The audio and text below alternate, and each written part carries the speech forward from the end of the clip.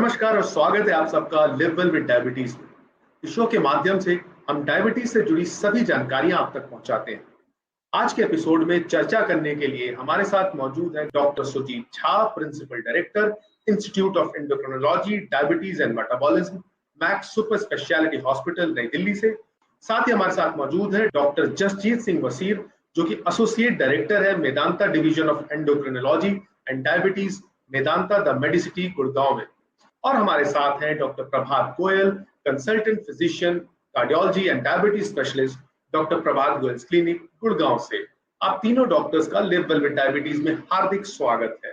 Doctor Sujit, सबसे पहले मैं आपसे ये जानना चाहूंगा कि आखिर डायबिटीज क्या है और शरीर के कौन से अंग इससे प्रभावित होते हैं? शुगर की बीमारी तब बोलते हैं जब शुगर आपकी फास्टिंग शुगर 125 के ऊपर और खाने के बाद 200 के ऊपर निकलने लगती है, तो उसे हमें डायबिटीज बोलते हैं। एक 3 मंथ्स कंट्रोल टेस्ट भी बोलते हैं, ग्लाइकेटेड HbA1c, और HbA1c बोलते हैं या A1c शॉर्ट फॉर्म बोलते हैं।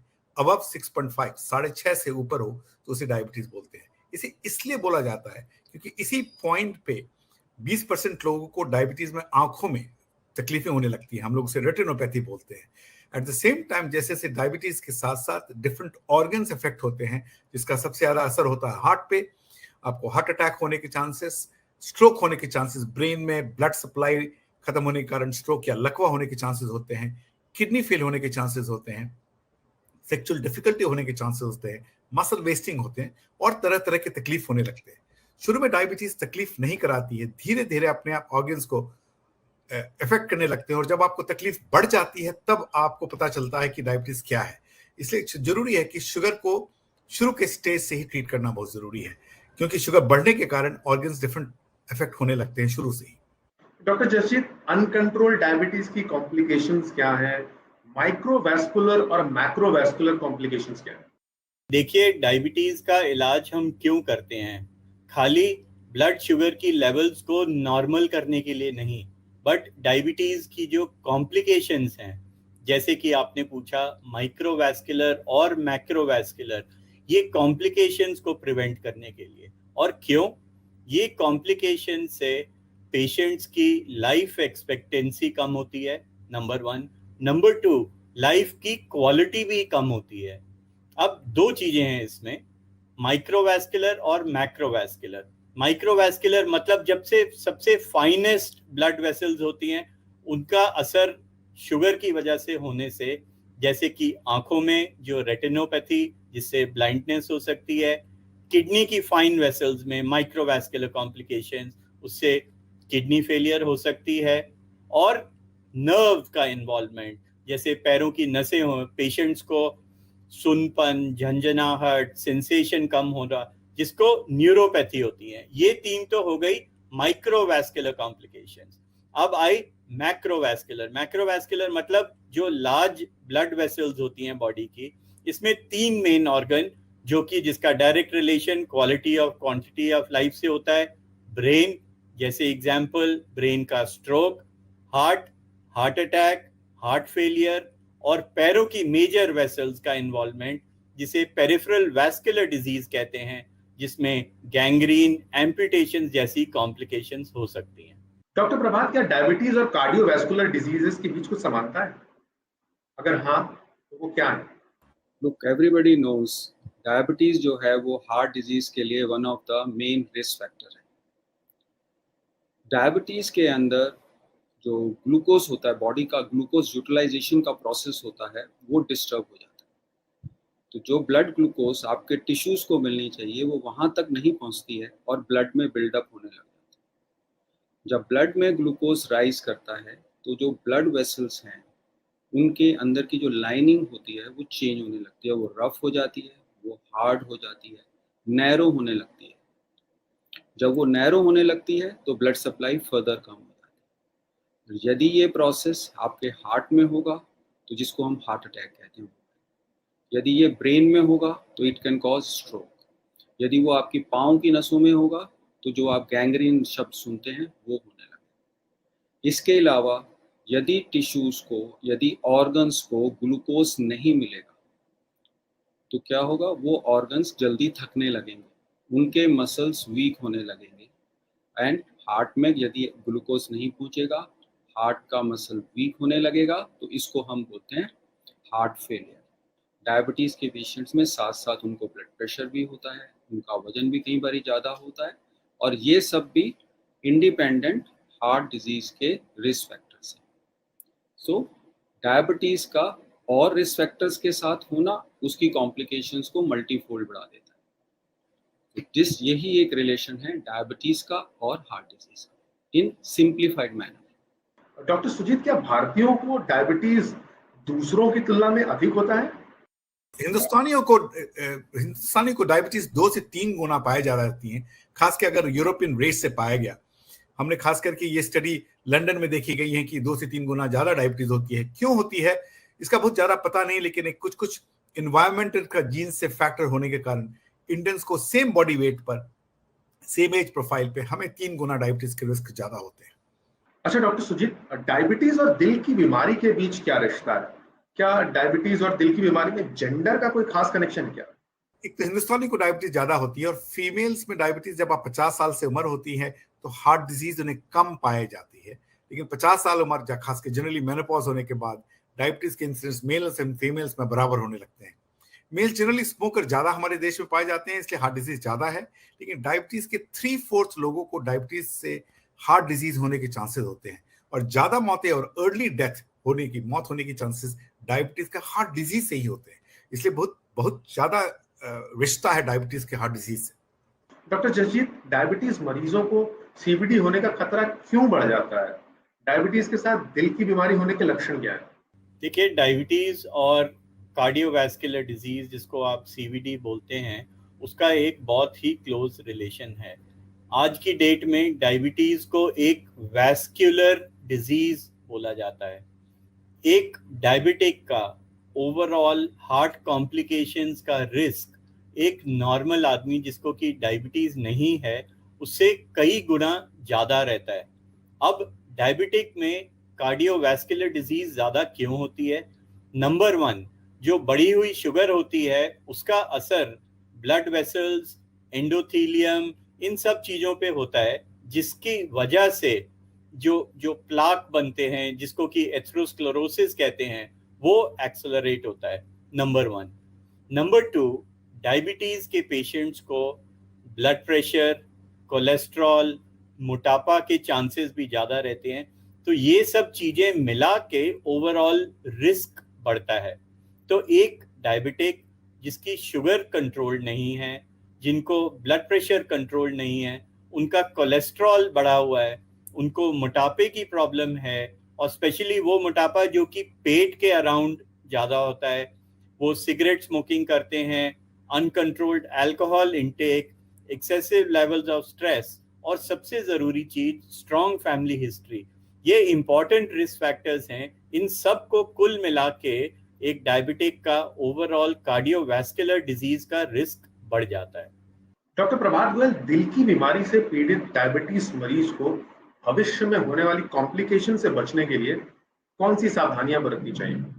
जो मैंने जैसे बताया कि diabetes is related to heart disease, तो first and the most important जो मेडिकल साइंस की अभी तक की नॉलेज है उसके हिसाब से, जिन लोगों का शुगर नॉर्मल के पास रहता है, खासकर शुरू के 5-7 सालों में यदि वो अपना शुगर बिल्कुल नॉर्मल के पास ले आए, उनको हार्ट डिजीज होने का खतरा औरों से रिलेटिवली कम हो जाता है, और उनकी जो कॉम्प्लिकेशंस हैं वो लेट हो जाती हैं या डिले हो जाती हैं। तो शुगर कंट्रोल अपनी जगह पे एक बहुत ज़रूरी चीज़। Number 1, weight. Smoking is number 2 most important. Nobody should smoke. Number 3, blood pressure control. Number 4, most important, जो अक्सर पेशेंट्स हमारे को बताते हैं कि नहीं हमारा ये सब ठीक है, that is कोलेस्ट्रॉल। डायबिटीज़ के पेशेंट में नॉर्मल कोलेस्ट्रॉल भी गड़बड़ करता है, तो उनका कोलेस्ट्रॉल हम और लोगों से 10-20% कम की तरफ ले जाना चाहते हैं। Physical inactivity is becoming one of the biggest nuisance today.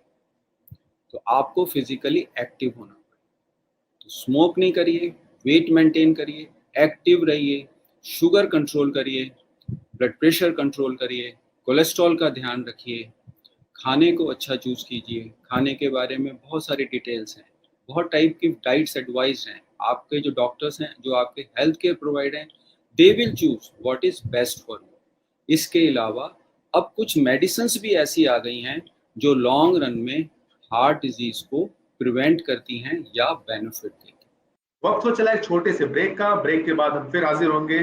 देखते रहिए live well with diabetes.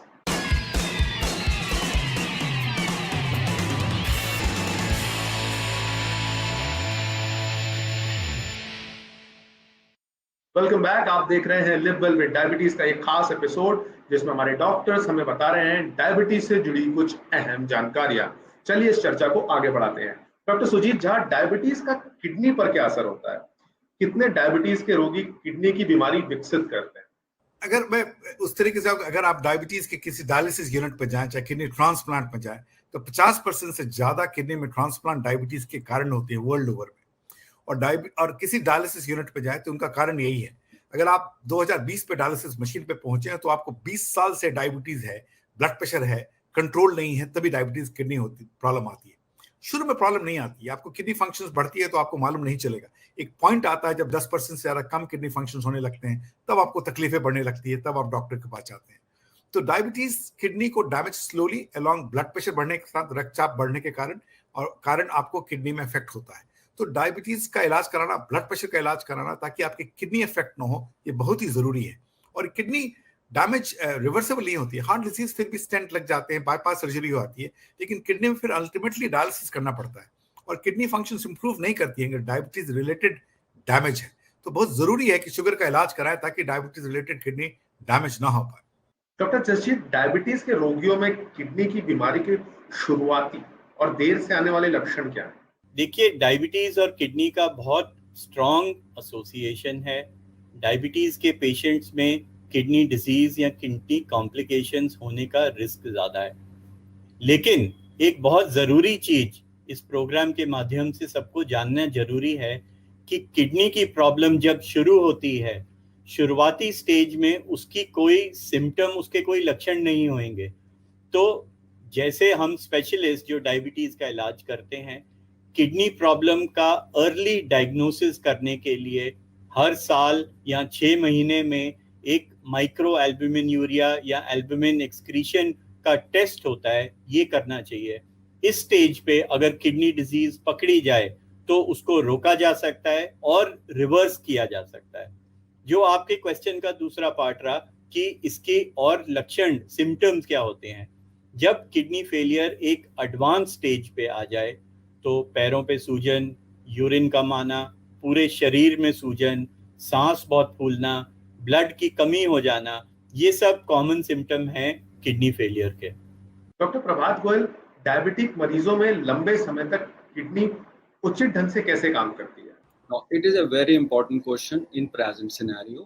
Reason is that कि हार्ट के बारे में लोगों की बहुत अवेयरनेस है, but kidney is the organ जो कि बहुत लोगों का बहुत जल्दी डायबिटीज में इन्वॉल्व हो जाता है। In fact it is said by the time people comes to a good doctor, take physician opinion, around 30-40% have some amount of kidney involvement. तो किडनी को सेव करना उतना ही जरूरी है जितना कि हार्ट को बचाना है। And again same thing, obesity, smoking, sugar control करना बहुत जरूरी, इंपॉर्टेंट इसमें एलिमेंट है। लेकिन जब किडनी इन्वॉल्वमेंट हो जाता है तो उस वक्त ब्लड प्रेशर को टाइट कंट्रोल करना बहुत जरूरी हो जाता है।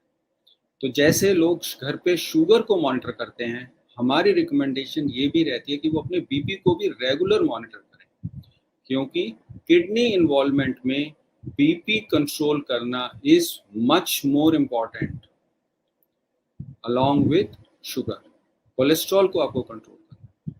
एक कॉमन चीज जो ऑब्जर्व करी गई है कि people take pain killers, what we say NSAIDs, but commonly pain killer, Voveran, Flexon, Combiflam, ये अपनी मर्जी से विदाउट सुपरविजन्स रोज ऑल्टरनेट डे कभी भी खाते रहते हैं। Pain killers are detrimental for kidney, especially diabetic kidney. Diabetes kidneys are very vulnerable kidney. ये सब चीजें अपनी जगह हैं। मोस्ट इंपॉर्टेंट ये है, जैसे ही the day one you come to know you are having diabetes, the next test which you should do is see your kidney status, and your doctors must be advising you must do your kidney functions blood test and see for protein in the urine every year, and if there is any abnormal, your healthcare professional will tell you how frequently you have to monitor that, and we have to choose diet according to that. There is no one fixed diet for kidney patients. It will change with every visit, it will change with every scenario, so one has to be very careful.